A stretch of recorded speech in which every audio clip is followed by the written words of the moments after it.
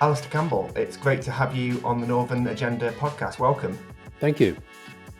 So you, I know your fellow Rest is Politics presenter, Rory Stewart, is not much of a football fan, I think it's fair to say. So maybe you don't get to talk about Burnley's recent, very impressive promotion back to the Premier League. But how are you feeling about Burnley's prospect in the Premier League next season? I realise it's a football question, not a politics question. Well, Rory tries. I said to him this week, I kind of prefer it if he didn't even bother trying. He actually did a tweet saying what a great goal by Manuel Benson that secured promotion for the Clarets. And I'm thinking, I bet he didn't see it. He just, so. It's always quite apparent, isn't it, when someone who doesn't know about football is trying to muscle in on that? No, I think, look, it's been an incredible season, getting relegated last year, new manager, loads of new players, which often, very, very rarely does that go well when you bring in literally kind of virtually a new squad. But he's managed to sort of Vincent Kompany's managed to meld the ones who stayed and the ones who came in. It's been a great year. It's been absolutely fantastic this year.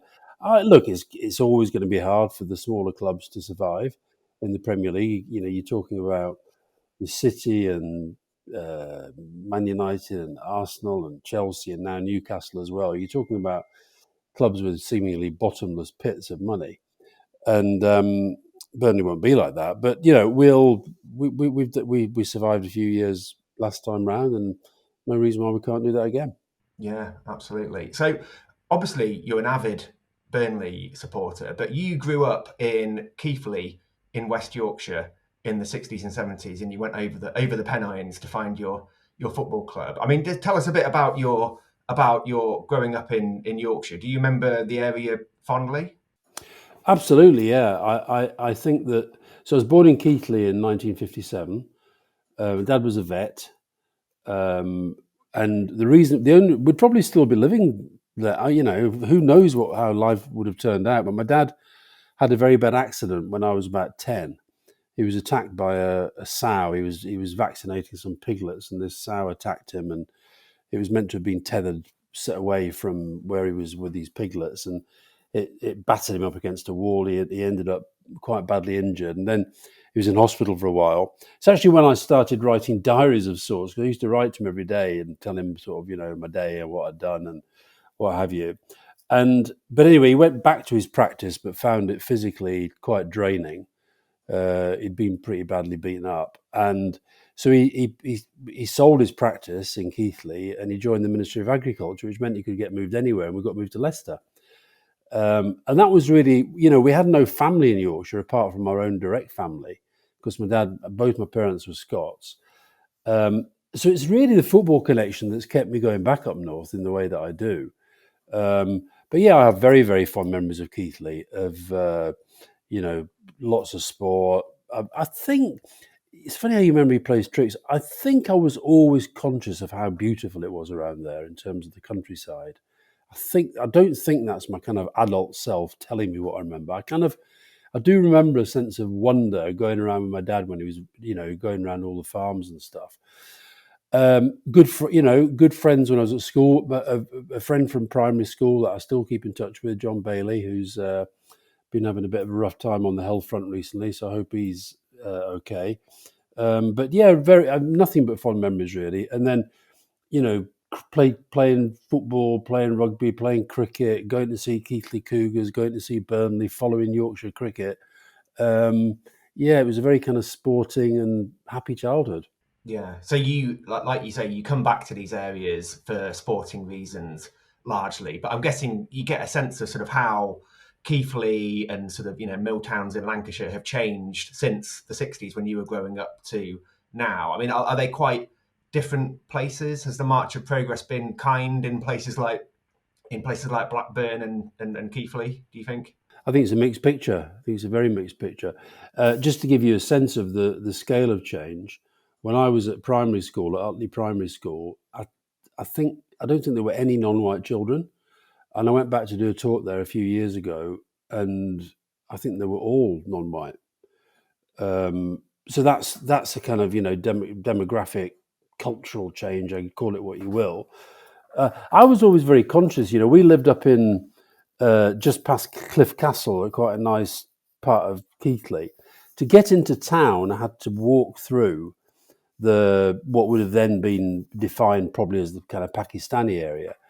And I just always, I think it's one of the reasons why I've always been so profoundly kind of anti-racist. I used to stop and talk to them. I used to like talking to them. I used to, I just felt, and I think Keithley and Leicester are two of the first town cities to become majority non-white at a certain point. And so I've always, I remember that. I remember, and it is interesting how you. Here's a really weird story, right? So we lived in this house, and we sold the house to a family, one of whose daughters later came to live with us in Leicester, and we ended up going out together for quite a few years. So it was like, and so that was another. But I wondered whether at a deeper level that was also part of kind of wanting to find a reason to go back, So for the football, the football is definitely the thing that gets me going back. I have got us, I've been back to watch Keighley Cougars a couple of times. I've still got friends in that area, but yeah, being absolutely honest, my main reason to go north is to watch Burnley. Yeah, absolutely. But you are back in Yorkshire, different part of Yorkshire, later this month. The Rest is Politics live show coming to Harrogate. I thought it was interesting that you've done a few live shows with The Rest is Politics. Some of them have been in London, but the ones you've done out of London have been, I think one was in Blackpool, wasn't it, last year? And then you're going to Harrogate in May. And you've not gone to sort of the big cities like Manchester's or Leeds to do these things where you meet the public. And I mean, do you think you'll get a different crowd in these northern towns to the kind, and like different questions, different concerns to a London audience? Sort of when the kind of questions you get at the London Palladium might be different from Harrogate or Blackpool. I don't know if it's as simple as that. Look, it'll depend very much on the audience. These live shows have slightly taken me aback, to be honest. I mean, when the Albert Hall approached and said, "Look, we've got a free date. Do you fancy doing the Albert Hall?" I thought, well, it's okay. We're getting a lot of people listening to the podcast, but it's a bit different to pay money to go and hear two blokes sit on stools and sort of blather away for the evening. But it sold out in no time, and so did the Palladium. And no, I think you get a very broad range. I mean, I've been sort of talking for, doing events for many years now, going out and doing book festivals and book tours and this kind of thing.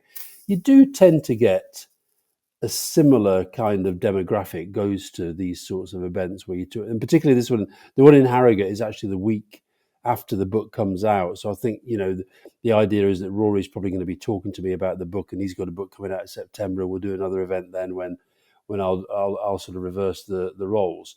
But I do enjoy these events, and the other thing you get from them, it's like, okay, they're self-selecting in that they obviously want to come and hear people like us talk, but it's very, very interesting to get a feel from them about where they see the world. So, for example, the last big one we did at the Palladium, my sense of them, the reaction to us and what have you, was that they were broadly left of centre, quite progressive, liberal-minded, really don't like the Tories in the main. And yet, when we started to do a kind of show of hands about it sort of emerged they weren't really happy with anybody at the moment.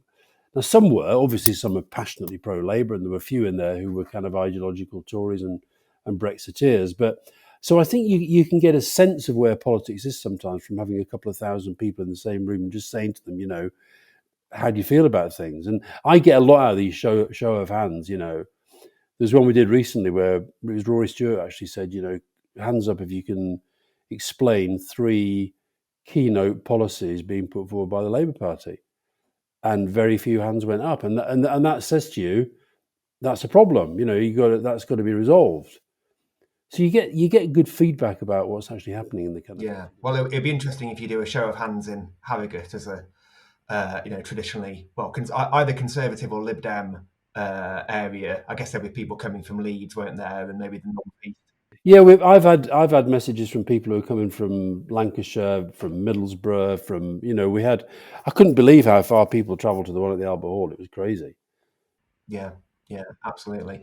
So let's talk about some of the contemporary issues, I suppose, that might come up in politics. I'm interested to know what you think of the concept of levelling up as someone whose job previously was to sort of explain sort of political concepts and communicate them to the public in an effective way. I mean, my sense is that levelling up doesn't get spoken about as much now as it did perhaps 2 or 3 years ago. But in terms of as a concept that Boris Johnson dreamed up to win over the Red Wall in 2019, I mean, is it something we should take seriously? Has it slipped down the political agenda, do you think, in your view?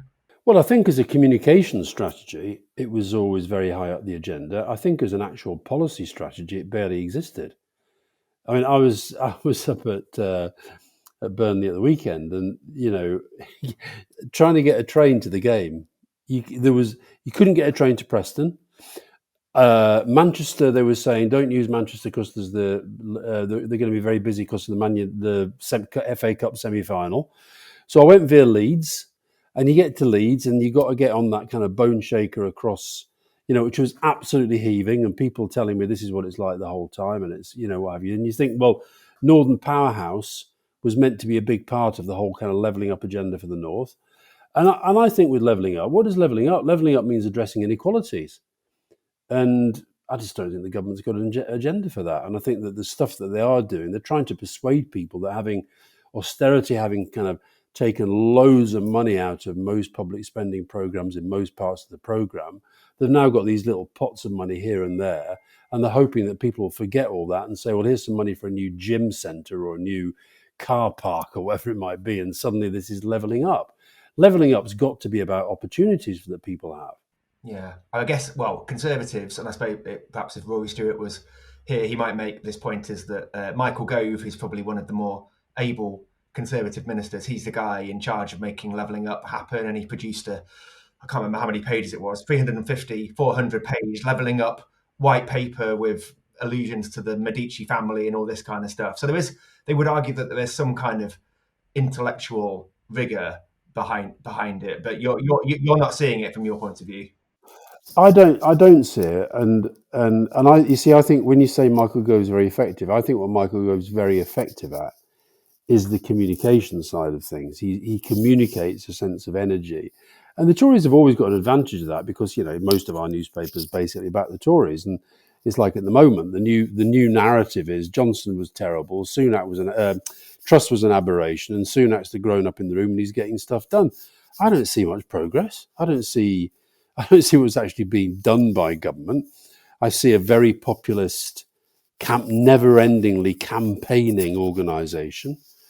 So no, I'd feel. I think if I was living up north and if I was in one of those seats that switched from Labour to Tory, I'd feel very let down, and that's the sense I get, that people do feel let down.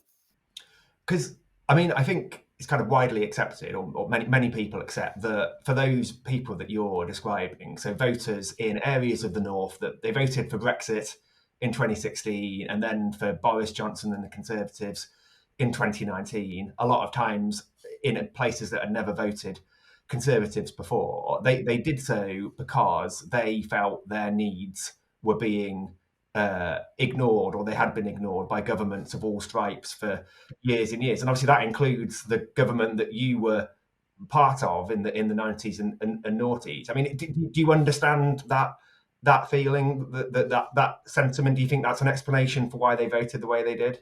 I think it's partly that. I mean, I actually, I write in the book about where I think if there was a big turning point that opened the door to this very infectious brand of populism, it was the global financial crisis.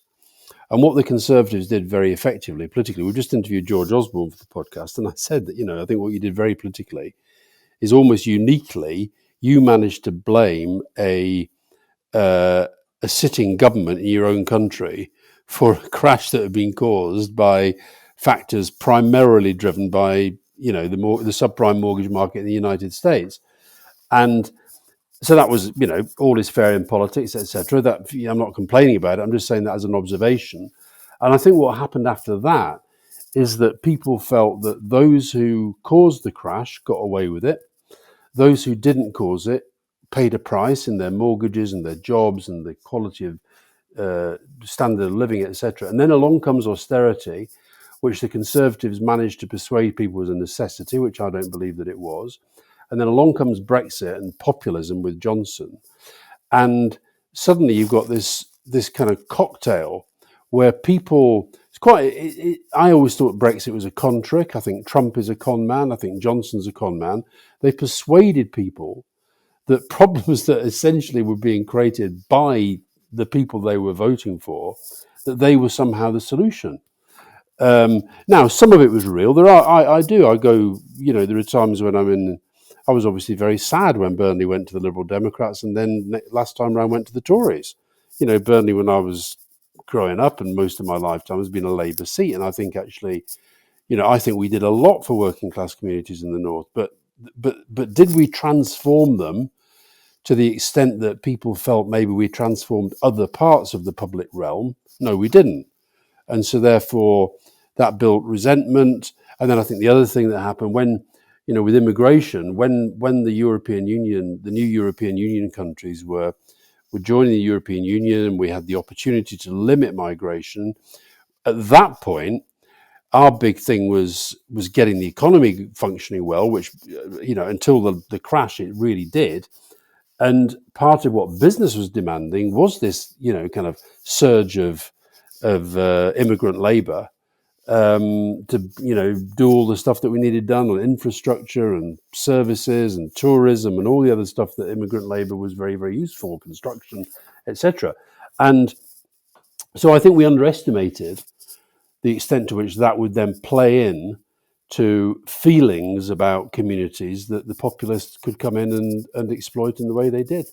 Yeah, it's interesting you talk about places that were previously Labour strongholds going eventually to the Conservatives. Because I think, and that's true in a lot of parts of the North, isn't it? Like, it wasn't that long ago that in places like Doncaster and County Durham, Labour would be weighing their votes rather than counting them. I mean, is there an argument that in those kind of places, maybe Labour people thought there's never those people in County Durham, Bishop Auckland, Wakefield, etc., are never going to vote Conservative, no matter how bad things get, and therefore we don't need to be as mindful of their concerns as it turned out you probably did have to be. I think that, well, you mentioned Wakefield, so like Mary Cray, who was MP from Wakefield, I thought Mary was a terrific MP. But there's no doubt it's a bit like in Scotland with the SNP. Labour maybe took Scotland for granted. We just thought Scotland, by and large, hates the Tories. The SNP aren't being seen as that serious. I'm talking now sort of, 15, 20 years ago. And so we just kind of calculated that Scotland would politically stay broadly the same. And you can't take it for granted. It's like, the big lesson of Scotland and of the so-called Red Wall is that, you take places for granted at your peril. And I think there is. I think there is something wrong with our political system. I don't quite know how you fix it. It was part of what I've written the book about: is how do we fix the mess that we've got our politics into. But there is something. I think that people when we were growing up, largely following parents in how you voted. I mean, that was. I'm not saying that it was all people, but there was a tradition of voting Labour, a tradition of voting Tory or Lib Dem, whatever it was. I think as that's eroded, the whole concept of living in a safe Labour area or a safe Tory area is kind of just not respected in the way that it was. People feel they want a genuine choice. They want to feel that their vote can count. And so I think that's the other thing that's happened, is that people have felt, well, if my vote's ultimately going to make no difference, why bother voting? Now, I think everybody should vote. I actually would argue for compulsory voting. But I think that's another factor in this, that people felt wasn't just that the places were taken for granted, but actually their support was taken for granted as well. And that's a very dangerous thing to do.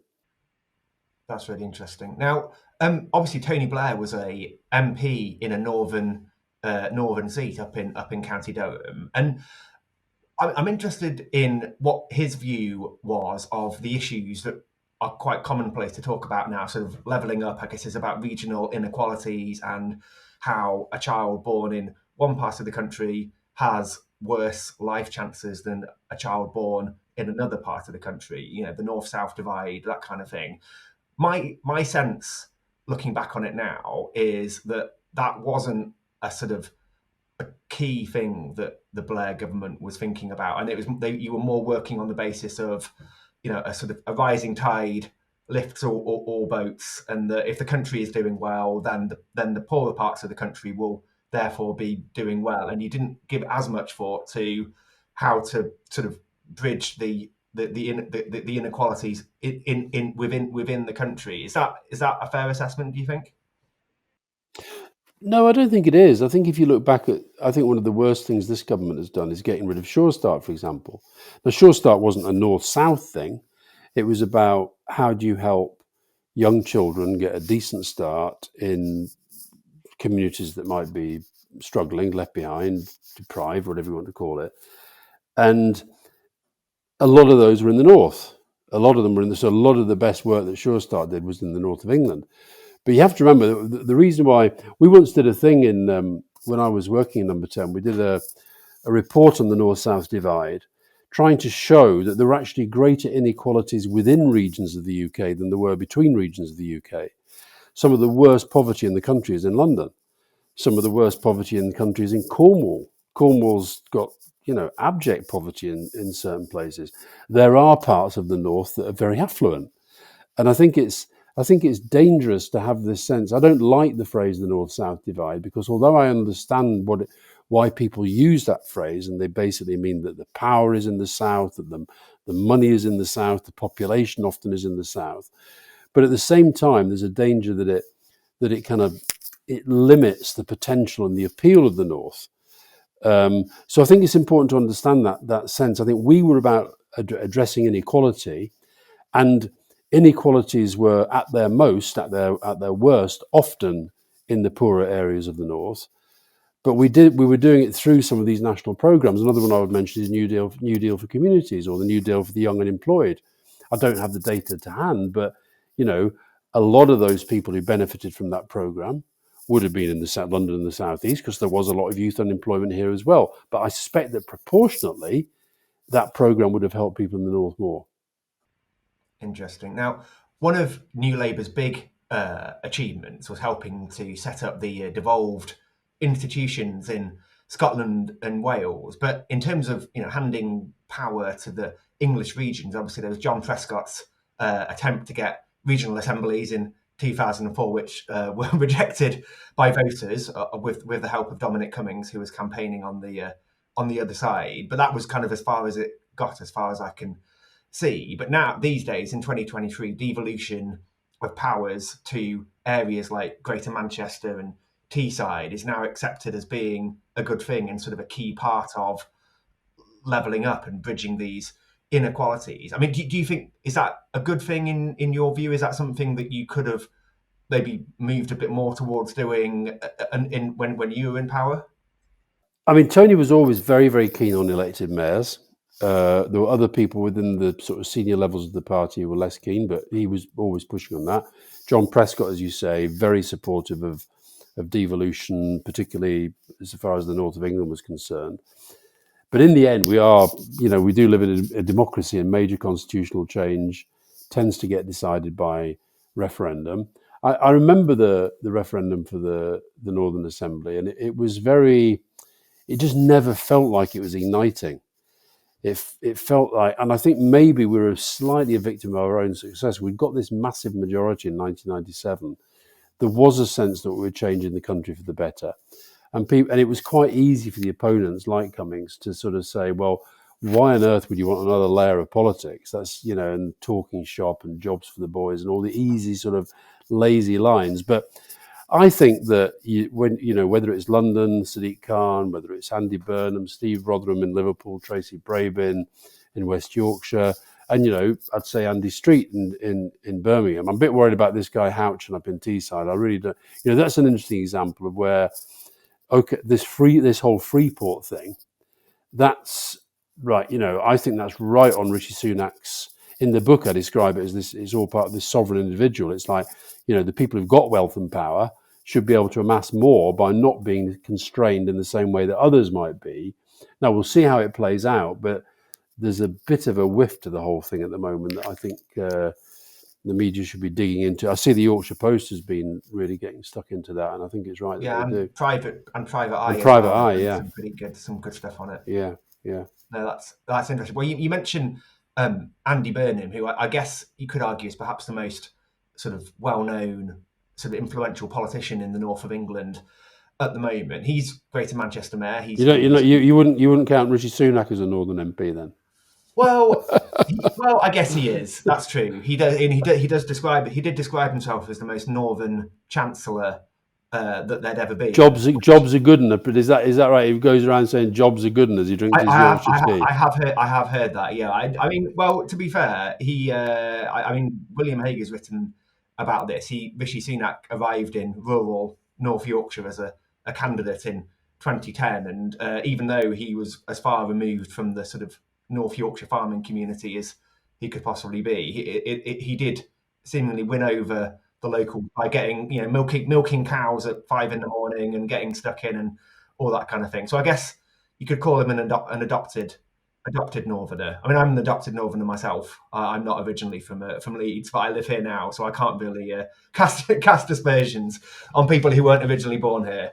But Andy Burnham, I'd be interested in your view on this, because I don't think your time in government coincided with his, but obviously he's a very... Yeah, it did. Oh, okay, but he's a very effective politician, and he seems to be making quite a lot of progress in Greater Manchester. I mean, do you think is he just biding his time until he can re-enter national politics, maybe under a Labour government, or can you achieve just as much these days as a powerful sort of regional mayor than you could as part of a national government? Yeah, I think it's my sense of Andy is that he's really committed to the job that he's doing and to the place that he's doing it. And it's interesting how politicians develop. Andy was a young minister first of all, he was a special advisor to Tessa Jowell. Then he became an MP. Then he became a minister. And yeah, I think he was in the cabinet by the time we sort of crossed over a bit. But certainly I think he's really made a mark in terms of what he does as Mayor of Manchester. He really has. And, whether he comes back into Westminster politics, I don't know. I wouldn't be surprised if he actually felt right now he was achieving more than maybe he would as a cabinet minister or whatever it might be. It's interesting, I live in Camden in the south and in London, and Georgia Gould, who was Philip Gould, my closest friend and fellow kind of colleague in the Labour Party, his daughter Georgia tried to get a seat as an MP a few years ago, and she didn't succeed. But she was already in local politics. She's now leader of the council here, and I don't know whether she's thinking about having another go at being an MP, but I wouldn't be surprised if she's not, because I think people, if you're in government, even though local government is so tough at the moment because of funding constraints, it's, I think there's something great about being able to see that you can get stuff done. And so Andy Burnham, while the Labour Party nationally has been in opposition, Andy Burnham has been able to do stuff and see change. It's interesting. Now, on the subject of Labour and a potential Labour government whenever the next election comes in, obviously Keir Starmer's going to want to win back these seats in the north that Labour lost in 2019 that we've been discussing. I mean, how you mentioned earlier that you're asking people at one of your shows whether some key Labour policies, and no one could really think of any. I mean, how do you think they're doing in terms of winning back not just the country, but these red wall voters who sort of deserted them in such dramatic fashion? Do you get a sense when you're back up in Burnley that people are warming to Keir Starmer and Labour's offer, or are they just sort of fed up with the Conservatives, and that's why we're seeing the polls the way they are at the moment? I think both of those things, but I think that the anti-Tory feeling is very, very strong, And I'll tell you what is interesting. In fact, we did this I think it was at the Palladium. So Keir Starmer, I've talked to him about this. He identifies his strategy for winning the election in 3 phases. Phase 1 was essentially decontaminating the Labour brand post-Corbyn, showing that the Labour Party was changing and had changed. Phase 2 was showing that the Tories are unfit to govern and that the country needs a change. Phase 3 is showing what the change will be. And what was interesting is that I gave you the third raised hands, but on the first 2, people accepted he'd been very successful. So what I say now, and the thing I'd say about Keir Starmer, I think this is how he was as a lawyer. I think it is how he's as a human being and as a politician. I think he's very methodical. I think he's unlike Johnson, who's just chaos, and unlike Sunak, who I think is quite technocratic in a kind of management consultant type way. I think Keir's got a clear sense of where he wants to get to and how he's going to get there, and then he just plots his way along. So I'm hoping that in the coming year, that third part becomes what people are talking about in relation to the Labour Party. You've got to remember, I mean, look, I worked with Tony in the 1997 election, and we got that massive swing and a huge landslide. For Labour to get an overall majority, they've got to get a bigger swing than we got in 1997. So that's tough. That's a tough ask. Now, I do think the Tories have, they've just been so bad. I mean, people are worse off. The public services are in a mess. They lie the whole time. I think we've seen the introduction of pretty major corruption for the first time, really, in central government. I mean, I just think there's so much bad stuff. But the thing I always say to my friends in the Labour Party is that it's never enough for the other lot just to be rubbish. You've got to show that you're better than them. I saw Keir Starmer was in Lancashire this week on a campaign visit, and he said that Labour under him would be tough on crime and tough on the causes of crime, which I didn't realise. It obviously harks back to the days of Tony Blair. So I wonder if he's taking a few leaves out of his book. Well, I think that one of the big strategic errors that Labour made when we lost to David Cameron, the coalition in 2010, is that the coalition, they hammered this line about the mess we inherited. They're doing it now at the moment. The Tory chairman every day is posting this picture of Liam Byrne's letter saying there's no money left, which was a joke. And I think everybody knows it's a joke, but they're going to try to portray Labour as being economically unsound and unsafe. And it's a pretty obvious game that they're playing. But the fact is that, 13 years of Labour economy against 13 years of this lot, Labour win hands down. Apart, the crash was clearly, that is a bit like saying, well, yeah, that was quite a big thing. It was a big thing, but it wasn't as it were, what Gordon Brown's stewardship of the economy, I think, was a success for Labour. And I think the other thing that's happening in our politics is that I don't know whether people will buy what Sunak obviously wants is for people to sort of buy the idea that Johnson and Truss were sort of aberrations, nothing to do with me, Gove. I'm the new guy. I'm a new prime minister. But we've had 5 prime ministers in 6 years. We used to laugh at the Italians when it was like this, and they were averaging about once every 18 months to 2 years. We're whipping through them once a year. So the last question, Alastair, I'll just give you a chance to talk a bit about your book, but what can I do? Which I guess in some respects links into some of the issues we've been talking about. So I guess it's about how people who perhaps feel disengaged from politics, like it's sort of practical tips, isn't it, for how they can make a difference? Yeah, I mean, the first it's really in three parts. The first part is kind of where it's all gone wrong, and I talk about these 3 Ps: populism, polarisation, and post-truth. I think Brexit was a consequence of populism and polarisation and post-truth. Johnson becoming prime minister was. And then the second part is really about how do you as an individual who wants to make a difference, who wants to get involved, and I'm not just talking about young people, I'm talking about everybody, and who's asking that question, but what can I do?